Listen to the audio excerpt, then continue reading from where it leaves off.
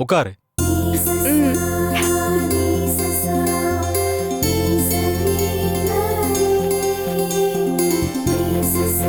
சரி, 8ஆம் வகுப்புல என்ன பாடலாம் இருக்குன்னு உனக்கு தெரியுமா?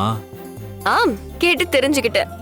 தமிழ், ஆங்கிலம், கணிதம், அறிவியல், சமூக அறிவியல்.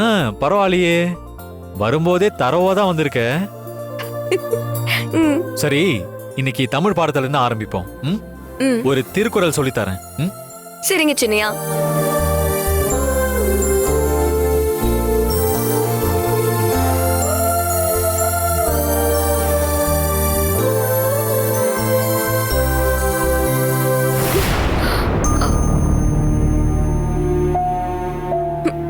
என்ன சின்னையா, ஆரம்பமே கரண்ட் கட் ஆகுது.